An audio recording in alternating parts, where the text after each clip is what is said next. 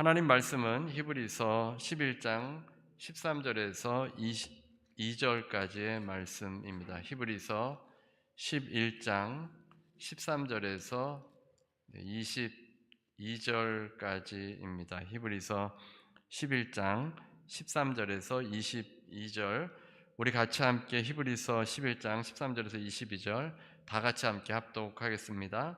이 사람들은 다 믿음을 따라 죽었으며 약속을 받지 못하되 그것들을 멀리서 보고 환영하며 또 땅에서는 외국인과 나그네임을 증언하였으니 그들이 이같이 말하는 것은 자기들이 본향 찾는 자임을 나타냄이라.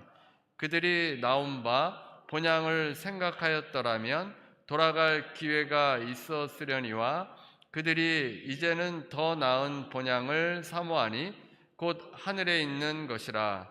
이러므로 하나님이 그들의 하나님이라 일컬음 받으심을 부끄러워하지 아니하시고 그들을 위하여 한 성을 예비하셨느니라.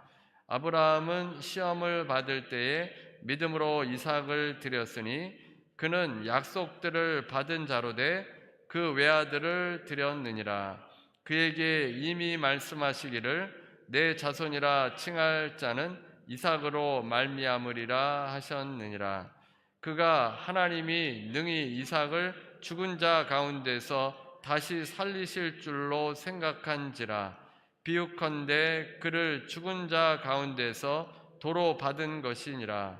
믿음으로 이삭은 장차 있을 일에 대하여 야곱과 에서에게 축복하였으며 믿음으로 야곱은 죽을 때에 요셉의 각 아들에게 축복하고 그 지팡이 머리에 의지하여 경배하였으며 믿음으로 요셉은 임종시에 이스라엘 자손들이 떠날 것을 말하고 또 자기 뼈를 위하여 명하였으며. 오늘은 본향을 찾는 자라는 제목의 말씀으로 함께 은혜를 나누겠습니다. 이영 목사의 왜 기독교는 진짜인가 라는 책에 보면 저자의 경험을 기록해 놓았습니다. 그는 기독교 집안에서 태어나서 고등학생이 되자 진리가 무엇인가 라는 질문이 생겼습니다. 그래서 여러 가지 책을 읽게 되었는데 불교 서적과 무신론에 관한 책들도 읽었습니다. 그러다가 이제 세 가지 심각한 질문을 가지고 있었는데, 첫째는 나는 어디서 왔을까? 둘째는 나는 무슨 목적으로 살아갈까? 셋째는 나는 어디로 가는 것일까?입니다. 진화론에 의해서 우연히 진화되었고 약육강식과 적자 생존의 원리 속에서 살아가다가 경쟁에서 이기면 높이 올라갈 수 있는 존재라고 생각이 되어졌습니다. 그래서 주어진 생이 끝나면 자연으로 돌아갑니다. 인생에 어떤 커다란 의미는 없지만 그래도 주어졌으니 최선을 다하며 살자라는 생각으로 이 목사님이 살아갔다고 합니다. 그러다가 이제 미국으로 가족이 이민을 오게 되었는데 누나가 먼저 교회 다니기 시작했고 교회 다니는 형제 자매들과 같이 어울리게 되었습니다. 그렇게 하다가 이제 본인도 교회에 나오게 되었는데 전도사님이 구원에 대해서 질문을 하셨다고 합니다. 그때까지도 진화론을 믿고 있었다고 합니다.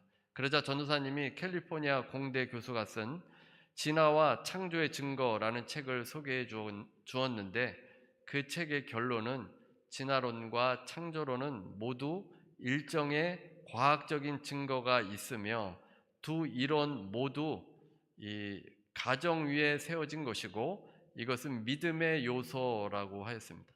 그러니까 진화론 역시 신앙이라는 겁니다. 무신론이라는 신앙입니다. 하나님이 없다는 신념을 가지고 있는 신앙입니다. 만약 진화론이 우세한 어떤 설득 가능한 것으로 다 설명을 해놓았다면 과학자들은 모두 무신론자가 되었을 겁니다. 과학자들은 경험에 의해서 또 실험에 의해서 믿는 사람들인데 무신론이 증명이 되어진다면 과학자들에게 있어서 신을 믿는 과학자들은 없을 겁니다. 하지만 크리스찬 과학자들도 많습니다. 무생물에서 생물로 넘어가는 과정을 제대로 설명하고 있지 못하는 것이 진화론입니다.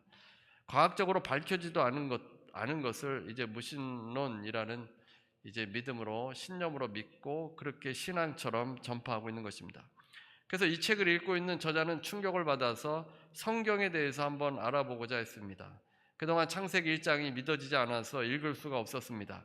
그런데 이렇게 생각이 바뀌고 성경의 첫 페이지를 읽는데 뭔가 달랐습니다. 갑자기 성경에서 황홀한 빛 같은 것이 발현되는 것 같았습니다. 태초에 하나님이 세상을 창조하셨다는 말씀을 읽을 때 마음에 진한 감동이 생겨났습니다. 자신도 모르게 눈물이 주르륵 흘렀습니다. 이때 회개하고 거듭났는데 3일 동안 아무것도 하지 않고 성경만 읽으면서 회개와 기도 시간으로 보냈다고 합니다. 그때 중생을 체험했고 구원의 선물이 임했음을 깨달았습니다. 그리고는 내일 죽더라도 나는 하나님의 품으로 돌아갈 것이다 라는 믿음의 확신이 생겼습니다. 신실한 크리스찬으로 살다가 그분이 목사가 또 되셨고 또 선교하는 일까지 하시게 되었습니다. 우리가 그리스도인이 된다는 것은, 믿음을 갖는다는 것은 어디에서 왔고 무슨 목적으로 살아가고 있고 어디로 가는지를 확실히 아는 삶입니다. 우리가 하나님으로부터 왔고 하나님의 나라를 위해서 일하고 있고 다시 하나님께로 돌아갑니다. 본향으로 돌아가는 것이 우리 크리스찬들의 삶입니다. 우리가 히브리서 11장으로 함께 은혜를 나누고 있는데 믿음의 선조들을 함께 보고 있습니다. 처음에 등장한 사람은 아벨이었습니다. 그는 하나님께 온전한 제사를 드린 것밖에 없는데 형에 의해서 죽임을 당했습니다. 에녹은 하나님을 기쁘시게 하는 자였습니다. 다가올 노아의 홍수를 바라보며 신실하게 사는 자였습니다. 심판이 오면 하나님께로 돌아가야 할 것을 알고 주님을 경외하며 살았습니다. 노아는 아직 보이지 않는 일에 경고하심을 받아서 방주를 준비하고 그 집을 구원했습니다. 가족들은 방주에 피신해서 살 수 있었습니다. 이제 노아의 후손들로 하여금 다시 인류가 시작되었습니다. 창세기 12장에서는 아브라함이 나오는데 아브라함을 통해서 구속사가 시작됩니다. 아브라함은 갈 바를 알지 못하고 나아갔습니다. 약속의 땅에 거하면서 이삭과 야곱과 함께 장막에 거하였습니다. 아브라함의 아내 사라도 잉태할 수 없었는데 하나님을 믿어서 자손을 낳아서 하늘의 별과 같이 해변의 무수한 모래와 같이 많은 후손을 낳을 수 있도록 그렇게 되었습니다. 그래서 우리가 생각하는 믿음과 이제 우리가 히브리서 11장 말씀을 계속 나눌 텐데 성경에서 말하는 좋은 믿음이 있는 사람과 어떤 차이가 있는지 한번 생각해 보면 좋을 것 같습니다. 여러분이 생각하는 믿음이 좋은 사람이란 어떤 사람입니까? 아마도 처음에 등장한 아벨과 같은 믿음의 사람들은 좋아할 분이 별로 없을 것 같습니다. 아벨은 목자였는데 정말 가장 소중한 것을 하나님께 제사 드린 것밖에 없습니다. 그런데 형이 질투감을 느껴서 그냥 죽여버린 겁니다. 그래서 아벨은 하나님께 제사 드리고 나서 죽게 됐습니다. 하나님께서 그 제사는 받으셨는데 우리가 생각하기에는 이거 신앙이 좋은 사람이면 제사도 잘 드리고 또 복도 많이 받아야 되는데 어떻게 이렇게 죽을 수가 있나, 좋아 보이지 않을 겁니다. 믿음의 조상이라는 아브라함 역시 우리가 생각하는 기준과는 조금 다릅니다. 아브라함은 긴 여행을 통해 가나안 땅에 들어왔는데 처음에 만난 것은 하나님의 복이 아니라 기근입니다. 기근이 있는 그 땅에 와서 당황을 했습니다. 약속한 땅인데 왜 기근이 왔는지. 약속한 땅에 오면 배불리 먹을 줄 알았는데 오히려 먹을 것이 없었습니다. 할 수 없이 애굽으로 이집트로 내려가고 자신의 아내를 이집트 왕에게 빼앗기는 수치를 당하였습니다. 그리고 다시 가나안 땅에 와서 믿음이 회복되는데 하나님께서 풍성하게 부어주셔서 부유한 사람이 되었습니다. 하지만 아직도 사라와의 자식은 없었고 25년을 기다린 끝에 드디어 아들 이삭을 낳았습니다. 그래서 여기까지만 보면 우리가 원하는 모습과 좀 비슷해 보입니다. 처음에는 좀 고생하다가 부유해지고 이제 자식도 낳게 되고 참 좋은 것 같은데 9절에 아브라함의 믿음에 대해서 이렇게 말합니다. 9절 말씀입니다.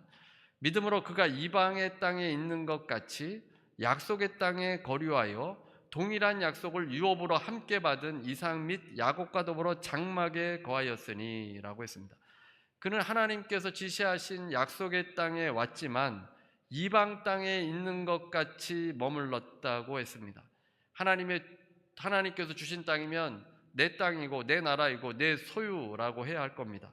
그래서 누가 뭐라고 하면 이 땅은 하나님이 주신 것이다, 이렇게 큰 소리 칠 만합니다.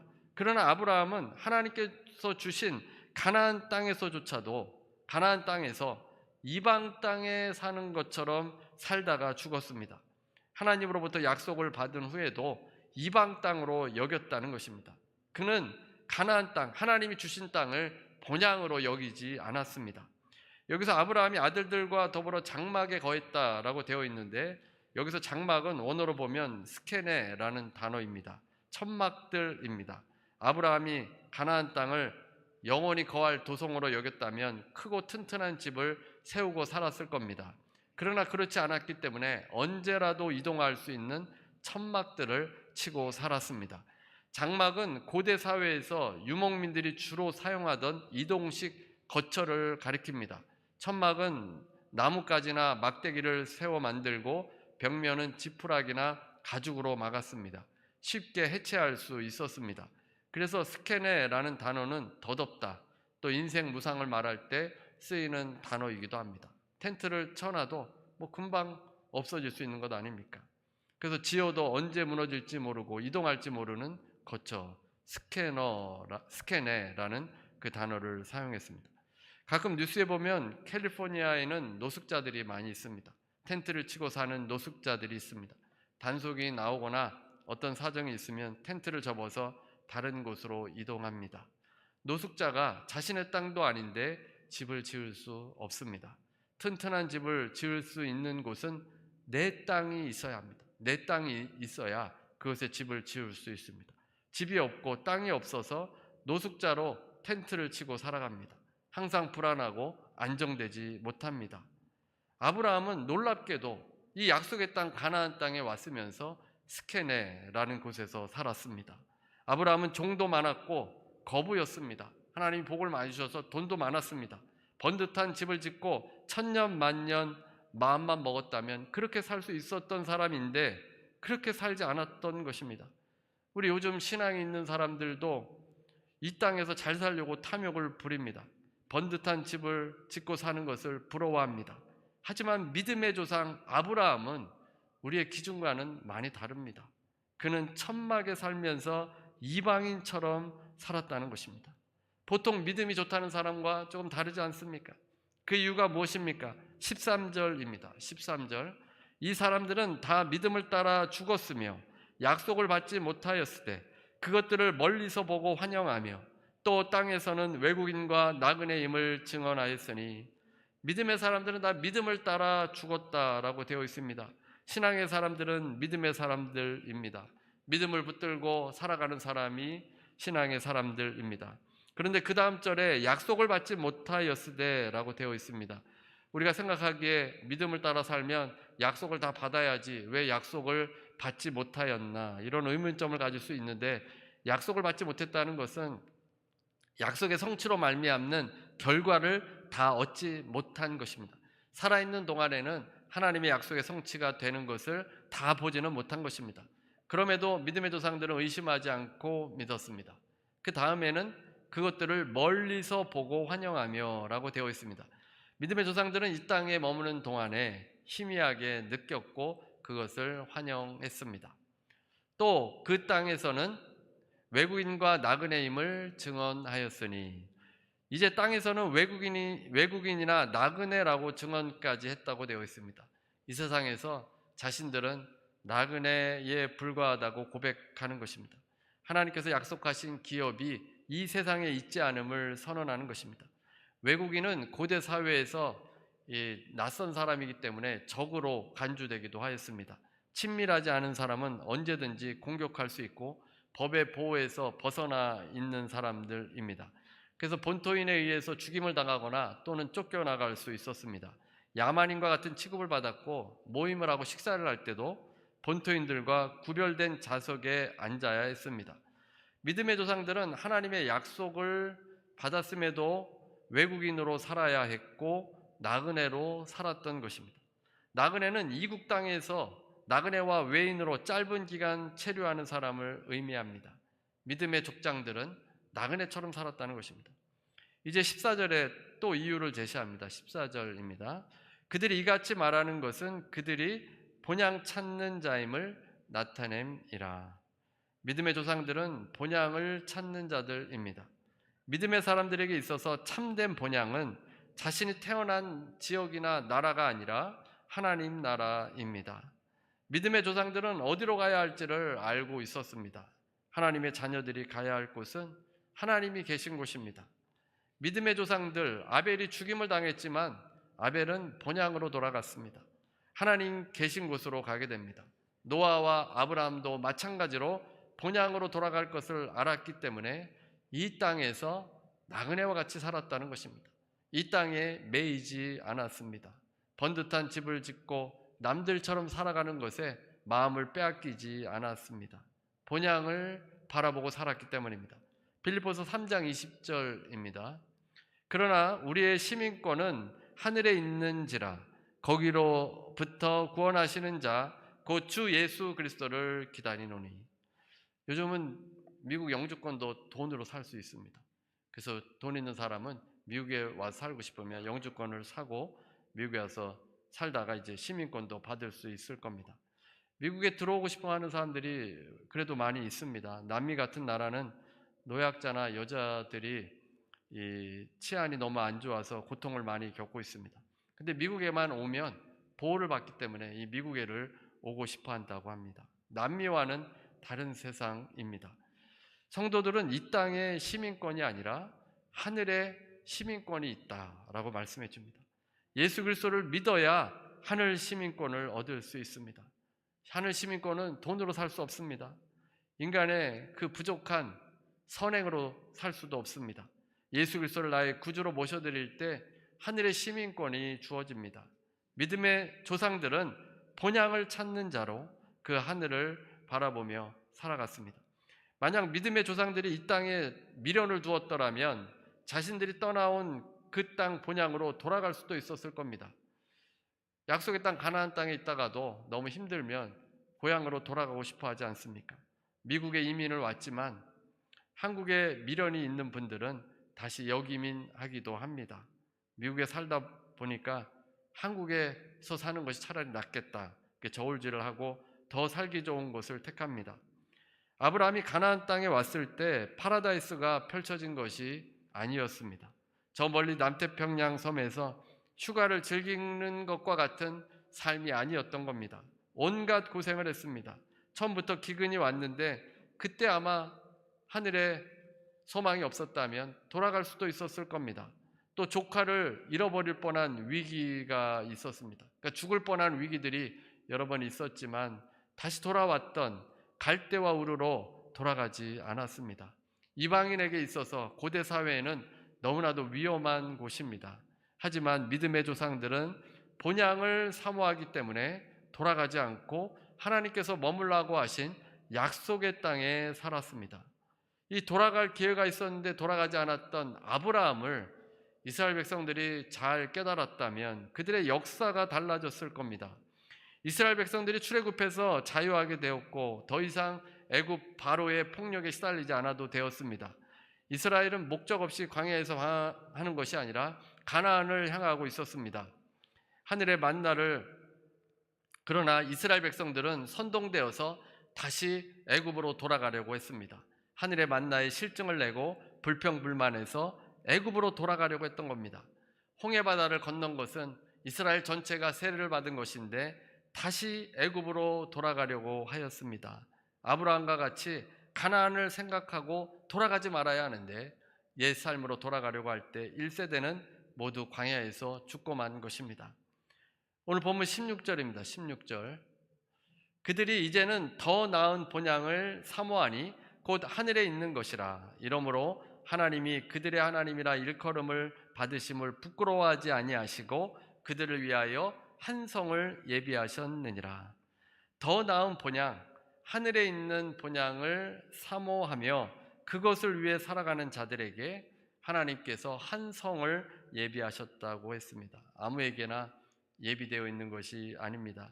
믿음의 선조들은 더 나은 본향을 열망했습니다. 더 나은 본향이라고 했습니다. 이 땅의 것은 불완전하고 불안하고 완전하지가 않은데 하늘 본향은 더 나은 곳, 영원한 곳이고 눈물도 고통도 없는 곳입니다. 그것을 사모했습니다. 미국보다 더 좋습니다. 한국보다 더 좋은 곳입니다. 그래서 하나님께서는 믿음의 조상들을 또한 부끄럽지 아니하셨다라고 했는데, 하나님께서 자신을 아브라함의 하나님이라고 불리시는 것을 부끄러워하지 않으셨다는 겁니다. 이삭의 하나님이라고 불리는 것을 부끄러워하지 않으셨습니다. 야곱의 하나님으로 불리는 것을 부끄러워하지 않으셨다는 겁니다. 그러니까 여러분의 이름을 넣어서 누구누구의 하나님이라고 할 때 하나님이 부끄러워하지 않으시나 한번 생각해 볼 필요가 있지 않습니까? 내가 교회 다닌다고 하면서 늘 도둑질하고 탐욕이 있고 거짓말하고 막 굉장히 세상 사람들보다도 못한 인생을 살아가면 누구누구의 하나님이라고 할 때 하나님께서 부끄러워하지 않겠습니까? 그래서 이 믿음의 조상들은 그 삶이 하나님께서 기뻐하시는 삶으로 살았고, 아브라함의 하나님이라고 할 때도 하나님이 부끄러워하지 않으셨는데, 그렇게 살 수 있었던 것은 영원한 본향을 바라보는 삶이었기 때문입니다. 이제는 예수 그리스도의 피를 통해 완전하게 의인된 우리들이 아브라함의 후손들인데, 그 본향을 바라보며 살아갈 때 우리의 삶이 부끄럽지 않은 삶으로 살아갈 수 있습니다. 이 아브라함의 믿음이라고 하는 것은 사실 우리가 생각하는 것보다 훨씬 더 높은 차원의 믿음이고, 감히 흉내내기도 힘들 그런 믿음을 가졌습니다. 그 믿음이 창세기 22장에 나오는데, 그 아들 이삭을 하나님께 바치라는 명령입니다. 아들 이삭은 하나님의 약속의 아들입니다. 그가 태어나는 것도 불가능한데 기적적으로 아들이 태어났습니다. 그 아들이 자라서 티네이저 정도 나이가 되었을 때인데, 그 아들을 보면서 항상 즐거워했을 겁니다. 근데 아들 이삭을 이제 바치라는 것입니다. 제물로 바치라고 했습니다. 그 아들은 다른 아들과는 다르게 약속의 아들입니다. 만약 하나님께서 다른 아들을 바치라고 했다면 좀 더 이해하기 쉬웠을 겁니다. 그러나 약속의 아들 이삭을 통해서 많은 아브라함의 자손들이 이제 번성하게 될 거라고 말씀해 주셨는데, 그 이삭이라는 아들을 하나님께 바치라는 것입니다. 그 아들을 바치라는 것은 도무지 이해할 수 없는 일이었습니다.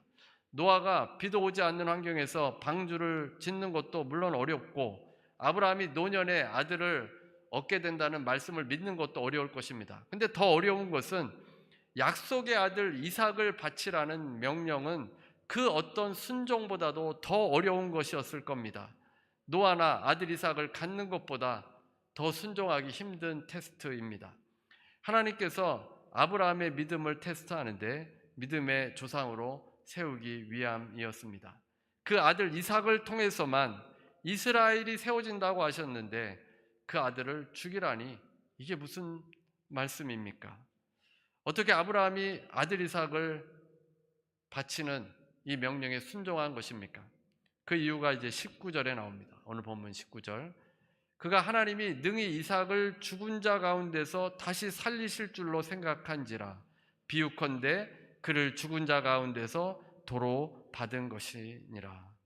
아브라함이 어떤 믿음을 가졌습니까? 죽은 자도 살리시는 하나님으로 믿은 것입니다. 하나님께서 약속하신 아들 이삭인데 이 아들을 바치라는 거 이해되지 않는데, 그냥 하나님 말씀대로 이 아들을 죽이면 또 하나님께서 살리실 것을 믿었다는 것입니다. 이 아브라함의 믿음이 대단하지 않습니까? 우리는 이 땅에 우리가 눈에 보이는 것에 제한된 믿음인데, 그 믿음을 더 뛰어난, 그 시각을 더 뛰어난 믿음을 가지고 있는 것입니다. 그 아들을 죽여도 하나님께서 다시 살리실 것이다, 이 믿음을 가지고 아들을 바치려고 했던 겁니다. 하나님께서 그의 손을 멈추지 않으셨습니까? 아들까지 바치려고 했던 그 아브라함의 믿음, 약속의 아들을 바치려고 했던 그 믿음을 보시고 하나님께서 기뻐하셨습니다. 정말 소중히 아끼는 약속의 아들을 바친다는 것은 너무나도 힘든 일이었겠지만 주님을 믿었다는 것입니다. 아브라함의 믿음은 이 땅에만 제한되어 있는 것이 아닙니다. 이 땅에서 바쳐도 또 살리시고 결국에는 약속을 이루시는 그 하나님을 믿었습니다. 그래서 아브라함이 믿음의 조상입니다. 죽어도 살리시고 이 땅에서 다 받지 못해도 언젠간 하나님께서 이루신다는 그 놀라운 믿음을 가진 믿음의 조상입니다. 사실 아브라함은 살아있을 때 약속을 다 받지 못했습니다. 아들 이삭을 받았지만 그 아들 이삭은 시작에 불과했습니다. 이스라엘이라는 한 나라로 번성하는 것은 아브라함이 보지 못했지 않았습니까? 그래도 하나님께서 아브라함이 죽은 후에도 이제 이스라엘을 하늘의 별과 같이 모래와 같이, 또 우리들도 영적인 아브라함의 자손이니까 아브라함의 자손이 얼마나 많습니까? 그 약속이 이루어진 것입니다. 또 땅은 어떻습니까? 하나님께서 그 약속의 땅을 주신다 그랬는데 아브라함은 그 땅의 소유권을 살아있을 때는 갖지 못했습니다. 믿음은 현실적으로 보이지 않는 미래의 사건들을 마치 실체를 보는 것처럼 볼 수 있는 눈을 제공합니다. 앞으로 이루어질 것을 현재 이루어진 것처럼 믿는 것입니다. 가나안 땅은 약속한 대로 아브라함이 살아있을 때는 소유하지 못했지만 이스라엘이 소유하게 되었습니다. 그래서 믿음의 선조들은 본향을 바라보는 믿음을 가졌고 하나님의 약속을 절대적으로 믿었습니다. 이 땅에 제한적으로 믿은 것이 아닙니다. 본향을 바라보는 믿음과 약속을 우리가 붙들어야 합니다. 우리 인생은 어디에서 와서 무엇을 해야 하고 어디로 가야 하는지를 알아야 합니다. 하나님을 믿는 자녀들은 본향으로 돌아가게 됩니다. 하나님께서 예비하신 성이 있습니다. 예수 그리스도를 주로 믿고 하나님을 믿는 사람들에게 예비되어 있습니다. 이 땅에 살다가 다 하나님의 예비하신 성으로 갈 수 있습니다. 죽음도 우리가 두려워하지 않는 이유가 바로 여기에 있습니다. 오늘도 본향을 바라보면서 약속의 말씀 붙드시는 여러분 다 되시기를 주님의 이름으로 축원합니다. 우리 찬송가 246장 찬송 부르시고 기도하는 시간 갖도록 하겠습니다.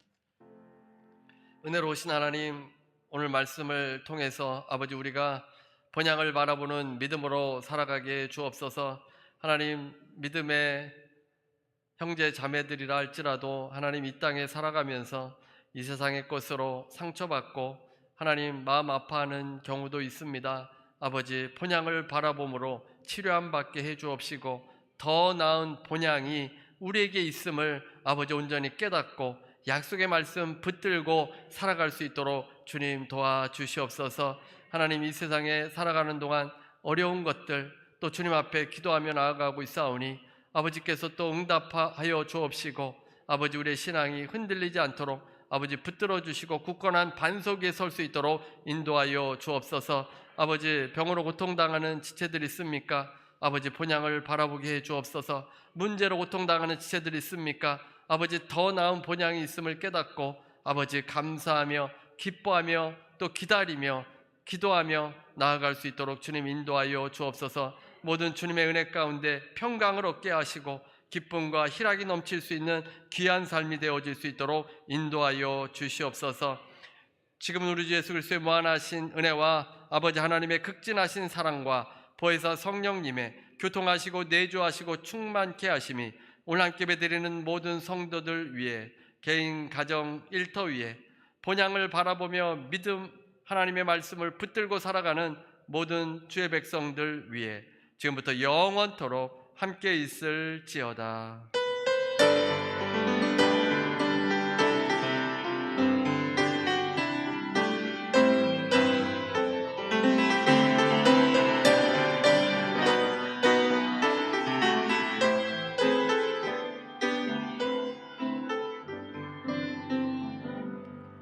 하나님께 감사의 박수 드리시겠습니다.